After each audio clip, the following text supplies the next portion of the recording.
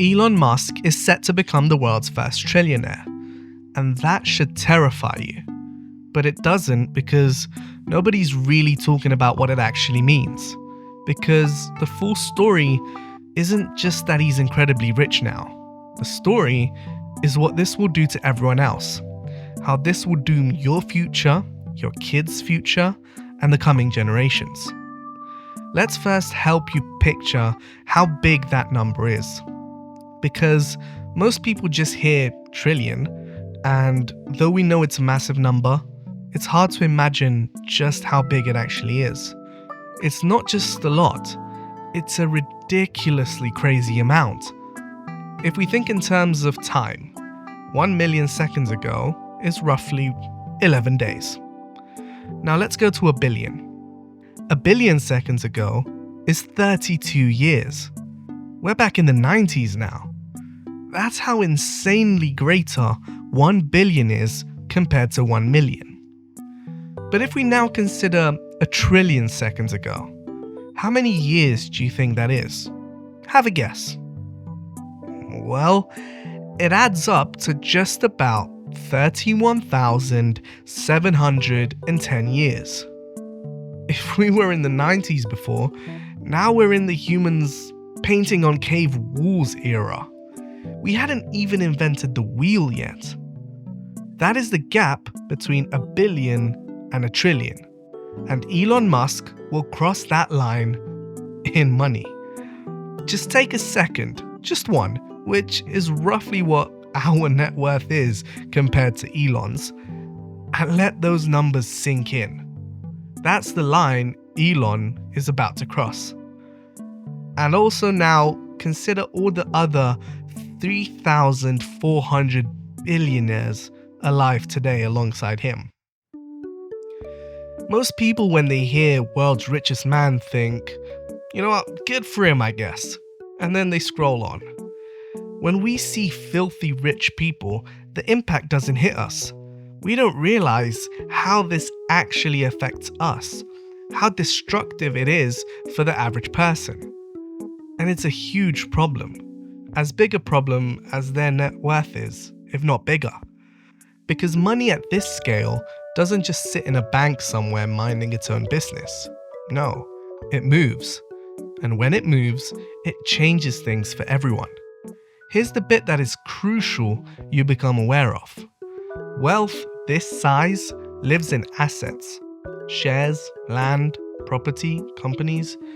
Basic supply and demand means that when rich people use their massive wealth to buy up everything under the sun, the supply of those assets falls. And when supply falls, prices go up. And when prices get driven that high, everyone else quietly gets priced out. We're already watching this happen. Just look at the house prices in recent years. Your grandparents owned their own houses. Your parents maybe managed to buy their own house or own some property. But you? What do you own? What will your kids own? What will they afford? How about your grandkids? At this rate, owning things just becomes a dream, and we'll be doomed to rent forever. The exact things previous generations used to have in abundance, they're becoming more unreachable with every passing year. And it's not because you're lazy, like the older generation might have you believe. It's rather that the game has changed. You're playing a different game to your elders, and especially compared to the wealthiest people in society. Let me put into perspective for you the reality of having $1 trillion. Elon Musk, with 1 trillion, becomes richer than entire countries. And not just the tiny ones you've never heard of. His net worth becomes larger than the GDP, which is the total amount of money a country makes in a year. His net worth becomes bigger than the GDP of Switzerland, Norway, Poland, Belgium, basically the vast majority of the world. He's at the point where he can fund his own army. No, it's not a joke, it's real. Check for yourself.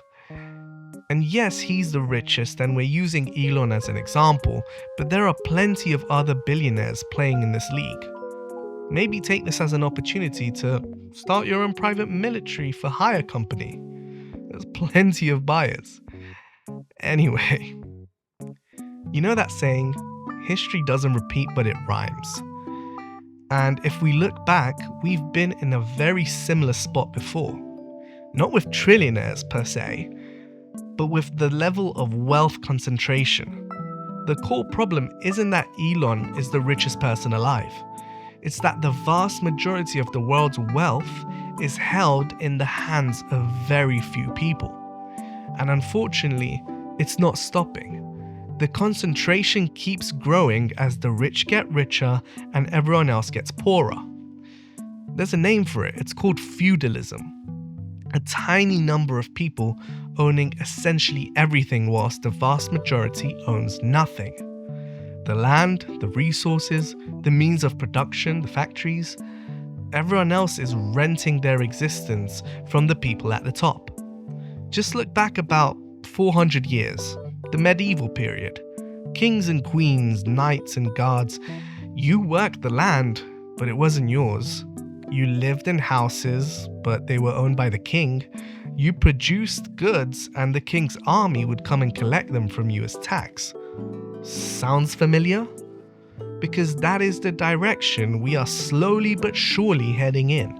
Not with kings and castles, but with landlords and apartments, rental agreements, subscription services, and assets you will never afford to own. And here's the other thing about extreme wealth that doesn't get said enough. It doesn't trickle down. Hardly any of it comes down to the poorer levels of society.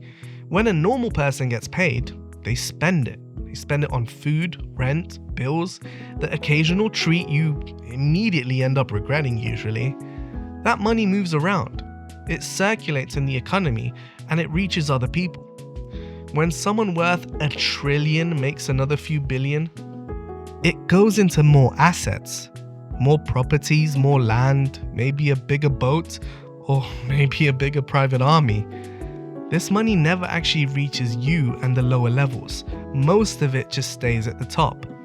Think of the super rich as black holes in the economy, literal black holes. All the money they make gets pulled in and very little comes back out. And when you think of the magnitude of Elon Musk's wealth, the millions he makes literally every day, that's a stupidly ridiculous amount of money being sucked out of the economy every single day. And the bigger it gets, the stronger the pull of this black hole, the worse off everyone else below it is. And that's not a political opinion. That's just how gravity works. And where do you think this money is coming from?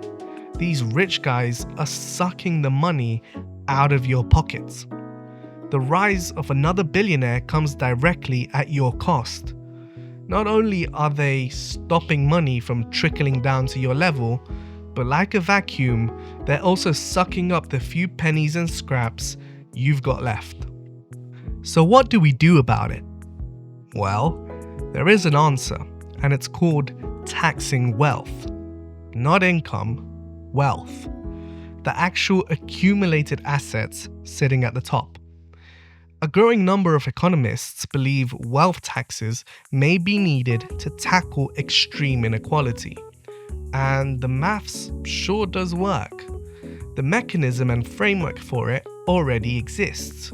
So why aren't we implementing it? Well, it's because the people who have the power to implement a wealth tax, the politicians, well, they need money to get elected. And funnily enough, it's the rich who are funding them. The exact same people the wealth tax would target are basically choosing who gets put into power, ensuring the kings stay kings. So you'll forgive me if I'm not holding my breath for a change to come anytime soon. The sad part is, like I said, the solution exists, but nobody will implement it. Because why would you shoot yourself in the foot if you were one of the kings? But the next time you see a headline about Elon Musk or any other billionaire hitting a new record, think about what that actually means for you. It means you aren't struggling because you didn't work hard enough. You, your kids, your grandkids will struggle because the wealth gap keeps growing.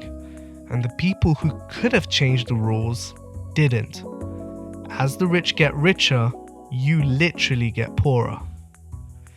If this video made you feel something, consider subscribing. Because honestly, I think more people should. Bye.